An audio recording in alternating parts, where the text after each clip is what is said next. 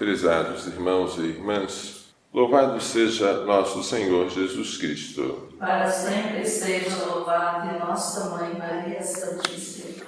Depois que Pedro e João foram postos em liberdade, com ameaças de não pregarem mais em nome do Senhor Jesus, voltaram para junto dos irmãos e contaram tudo. Ao ouvirem, todos eles elevaram a voz a Deus com uma oração. Senhor, Tu criaste tudo. Por meio do Espírito Santo, disseste ao Teu servo Davi. Agora vem a citação do Salmo 2, que nós lemos em seguida. Por que se enfureceram as nações e por que os povos imaginaram coisas vãs? Os reis da terra se insurgem e os príncipes conspiram unidos contra o Senhor e contra o seu Messias. O Salmo 2, que aqui é citado, nós lemos na seguinte versão: Por que os povos agitados se revoltam? Por que tramam as nações projetos vãos? Por que os reis de toda a terra se reúnem e conspiram os governos todos juntos contra o Deus onipotente e o seu ungido? Ungido é o mesmo que Messias, o mesmo que Cristo. Prossegue a oração agora dos discípulos. Foi assim que aconteceu nesta cidade. Herodes e Pôncio Pilatos uniram-se com os pagãos e os povos de Israel contra Jesus, teu servo, a quem ungiste. Pôncio Pilatos e Herodes não são judeus, mas eles se uniram aos chefes dos judeus para condenar o ungido, o Messias, o Cristo, que é Jesus, à morte. E agora a perseguição que caiu sobre Jesus prossegue sobre a igreja fundada por Jesus. Olha as ameaças que fazem e concede aos teus servos que anunciem corajosamente a tua palavra. A ideia de coragem, de intrepidez, de destemor aparece muitas vezes nos Atos dos Apóstolos. Ela é a tradução do grego parresia, atrevimento, audácia.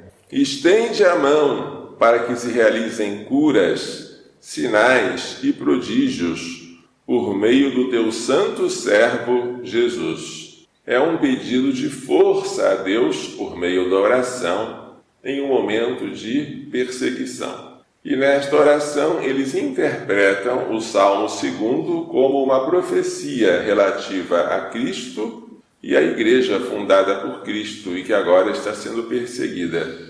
Quando terminaram a oração, o lugar onde estavam tremeu e todos ficaram cheios do Espírito Santo, como se fosse um segundo Pentecostes. E anunciavam corajosamente a palavra de Deus, que eles tinham sido proibidos de anunciar. O Evangelho apresenta hoje o diálogo de Jesus com Nicodemos. Nicodemos era um fariseu admirado pelos sinais, pelos milagres que Jesus praticava e que veio conversar com Jesus à noite. Rabi, que quer dizer mestre, sabemos que vieste como mestre da parte de Deus. Nicodemos reconhece a origem divina de Jesus, porque ninguém pode realizar os sinais que tu fazes se Deus não está com ele. É uma profissão de fé que Nicodemos tem. Os demais fariseus que compõem o Sinédrio, infelizmente, não têm. E Jesus responde: em verdade te digo. Em verdade é a tradução para amém, amém, que é uma palavra hebraica. Em verdade te digo, se alguém não nasce do alto, não pode ver o reino de Deus. Nascer do alto e nascer de novo são a mesma palavra em grego. Jesus diz que se alguém não nasce do alto, não pode ver o reino de Deus. Mas parece que Nicodemos entendeu nascer de novo. Como é que alguém pode nascer se já é velho? Poderá entrar outra vez no ventre de sua mãe? Então Jesus respondeu: em verdade te digo. Amém, amém, eu te digo.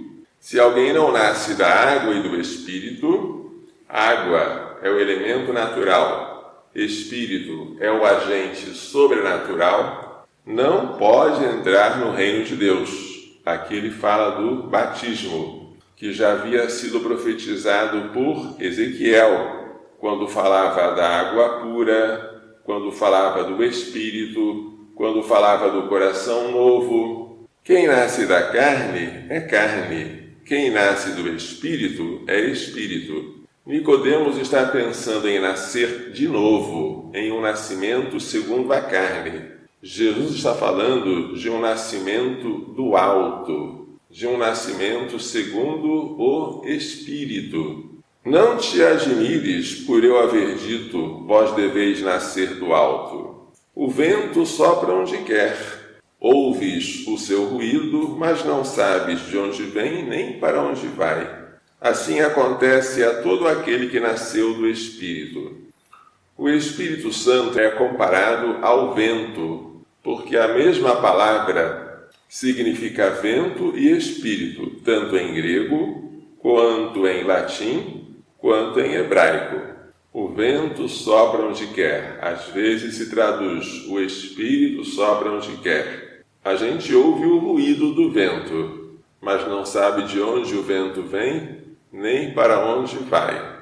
Quando o Espírito Santo sopra sobre nós, duas coisas acontecem. Primeiro, nós não precisamos ficar remando com grande esforço para fazer o barco andar. Basta que nós abramos as velas e nos deixemos conduzir pelo vento ou pelo Espírito. Segundo, ele vai nos conduzir para um lugar que nós não sabemos. O Espírito Santo é soberanamente livre. Ele nos leva para destinos que nós ignoramos, mas ele sempre nos conduz sabiamente. Nunca ele vai nos conduzir para a perdição, para o abismo. Aquele que nasceu da água e do Espírito pelo batismo, aquele que se tornou uma nova criatura e que já jogou fora o homem velho, agora não tem mais o direito de se guiar pelos seus caprichos, de satisfazer